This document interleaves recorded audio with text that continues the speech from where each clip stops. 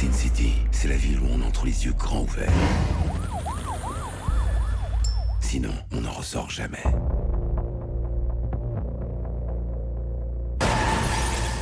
La mort est comme la vie à Sin City. Elle gagne toujours. Rassurez-vous, Bourgoin-Jallieu a encore du chemin avant d'arriver au niveau de la ville du péché, créée par le génial dessinateur Frank Miller. Il n'empêche, de nombreuses incivilités viennent polluer le quotidien des Bergaliens. C'est en tout cas la vie d'Anissa, habitante de Champfleury, et de Josette, habitante du quartier Saint-Michel. On va pas dire que Bourgoin, c'est la plaque tournante d'un trafic en bande organisée, etc.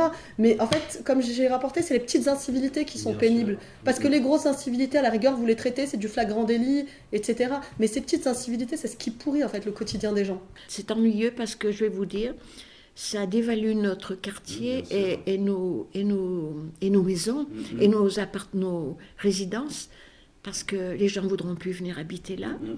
D'ailleurs, il y a des gens qui vendent déjà et qui ont du mal à vendre par rapport à la réputation qu'on s'est faite. Ces incivilités du quotidien, comme les petites dégradations, le tapage ou encore les réunions impromptues en bas des halls d'immeubles, posent également quelques soucis pour la police nationale qui ne peut gérer ces problèmes à elle seule. Bref, la sécurité n'est pas que l'affaire de la police, selon le commandant divisionnaire Christophe Fayolle. Bourgoin, en termes de délinquance, reste une ville plutôt agréable à vivre, avec une délinquance qui est quand même assez stable d'une année à l'autre. C'est vrai que souvent on demande beaucoup de choses à la police, que elle soit nationale ou municipale sur Bourgoin.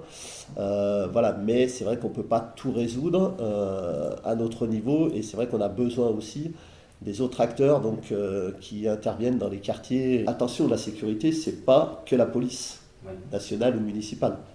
C'est l'affaire de tout le monde, surtout sur ces petites problématiques.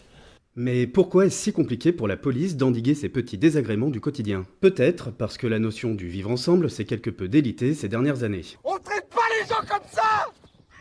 On est une tribu. Tu es une tribu. Tu es une tribu. Tu es une tribu. Tu es une tribu.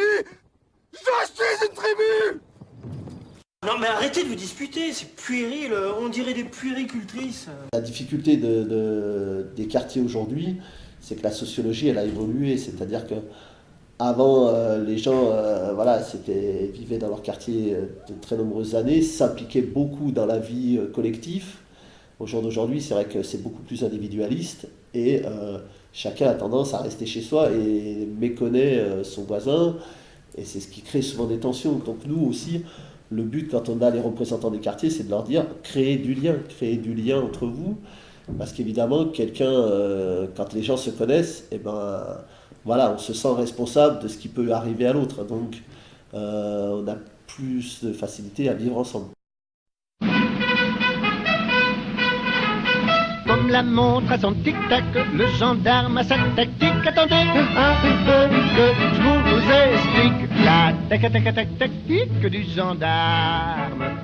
La police nationale a donc, elle aussi, sa tactique pour répondre à ces problématiques. Mis en place par le ministère de l'Intérieur dans le cadre de la police de sécurité du quotidien, les groupes de partenariat opérationnel permettent de réunir les différents acteurs locaux. Chaque mois, représentants de la commune, habitants, bailleurs sociaux, transporteurs ou encore l'éducation nationale travaillent avec la police afin d'apporter des réponses concrètes et rapides. À Bourgoin-Jallieu, des GPO se sont déjà tenus dans les quartiers centre-ville Pont-Saint-Michel, Champaret et Champfleury. Nationalement, ça a été décliné donc pour chaque ville.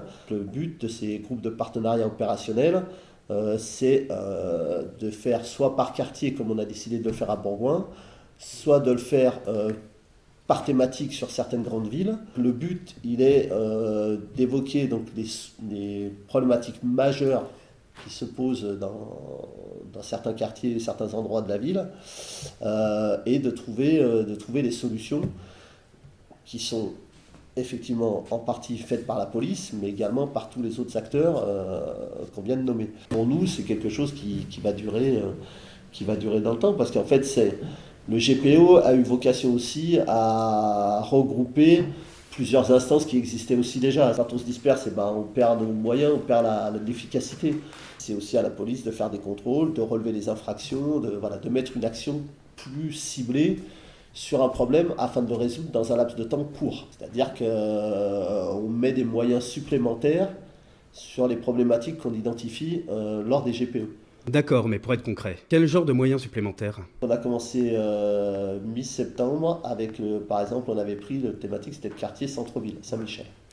Donc on avait la problématique des jeunes qui traînaient sur Charlie Chaplin, qui créaient pas mal de nuisances pour les voisins, etc. Donc les gens pensaient qu'il y avait des petits trafics de stupéfiants, des choses comme ça. On a donc augmenté le nombre de patrouilles, le nombre de contrôles sur ce secteur, justement donc, sur un laps de temps court d'1 mois.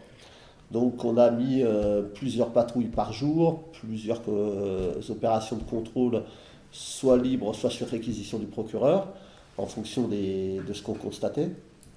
C'est aussi de lutter contre ce sentiment d'insécurité, souvent de dire oui, mais les jeunes, s'ils traînent en bas, c'est qu'ils font des trafics, c'est qu'ils font des choses. Alors que c'est peut-être simplement un lieu de réunion où ils se retrouvent, où ils discutent, etc. Donc nous, ça nous permet, par ces contrôles réguliers, par ces surveillances, de leur dire au final, oui, ces jeunes sont là, mais pour nous, il n'y a pas d'action à faire. Si au bout d'1 mois, on considère qu'on n'a pas résolu la problématique, on peut poursuivre plus longtemps, évidemment, l'action. Et si, comme par exemple, ce que j'évoquais sur le plage Charlie Chaplin, on se rend compte que c'est une problématique qui est peut-être plus liée à des périodes d'été, etc., aux GPO qui auront lieu, évidemment, au printemps, etc., on réévoquera le sujet. Ces GPO sont aussi l'occasion de réaffirmer le rôle de chacun. Les bailleurs sociaux, par exemple, se sont organisés pour avoir leur propre service un peu de sécurité à travers une société qu'ils emploient pour faire des patrouilles. Eux-mêmes, ces agents de sécurité, quand ils constatent une infraction, font appel à la police nationale ou à la police municipale. Donc c'est aussi des actions positives, c'est pas que de faire que de la pédagogie, c'est aussi d'intervenir à leur niveau pour faire cesser le trouble. Ça peut être des lettres de rappel au règlement aux habitants, ça peut être aussi la mairie qui va convoquer certains habitants pour leur dire là vous respectez pas les règles de vie en société. Le pouvoir du maire, le maire a ce pouvoir-là. De la même façon, les transporteurs aussi ont un rôle à jouer. S'il y a des problèmes dans leur bus, c'est d'aviser la police, c'est aussi de prévenir. Ça peut être aussi aux voisins de se mobiliser pour dire on va aller voir les parents pour leur dire que leurs enfants posent des problèmes. Mais aussi de faire remonter les informations au niveau de la police nationale sans être obligé d'avoir recours à ça. Celui qui dit qu'il l'a fait, je lui offre un sandwich. Ou de connaître des situations comme ça. C'est pas moi. C'est qui alors ? J'ai vu, je sais qui c'est, mais je dirai rien.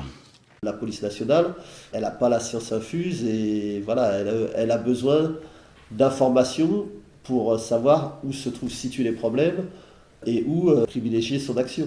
Le but, il est vraiment que les gens prennent conscience que ce qui est important aussi, c'est, souvent on dit ça sert à rien de déposer plainte, ça sert à rien de venir au commissariat. C'est toujours important de signaler quelque chose. Donc le but de ces GPO, c'est aussi d'avoir de la remontée d'informations au niveau de la police nationale. Le but de ces GPO, c'est aussi de rendre notre action un peu plus lisible. Souvent, on résout des affaires, mais les gens ont l'impression que ça n'agit pas sur leur quotidien. Alors nous, le but des GPO aussi, c'est de leur expliquer ce qu'on fait, notre action, mais aussi la limite de celle-ci. Une écoute des habitants qui a plu à Josette et Anissa qui ont eu la chance de participer au GPO de leur quartier.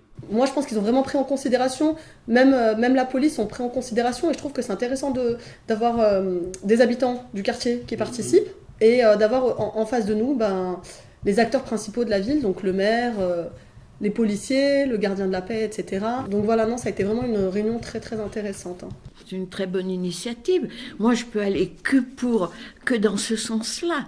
Parce que nous, ce qu'on voudrait, c'est la tranquillité des quartiers. Je note pour le moment, et puis je veux bien, je note, et puis j'attends une autre réunion pour faire remonter les choses. On peut remonter que si on se parle. Mais non, t'inquiète pas, on gère. Et toi alors, tu as changé comment ? Oh, les blocs, les cages d'escalier, tout ça c'est fini. C'est vraiment fini, mais alors tu as changé comment exactement ?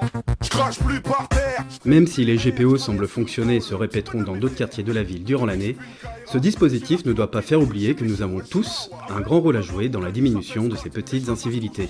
Voilà, c'est désormais terminé. N'hésitez pas à laisser un commentaire sur la page Facebook ou la chaîne YouTube de la ville. Rendez-vous en mars pour un nouveau podcast.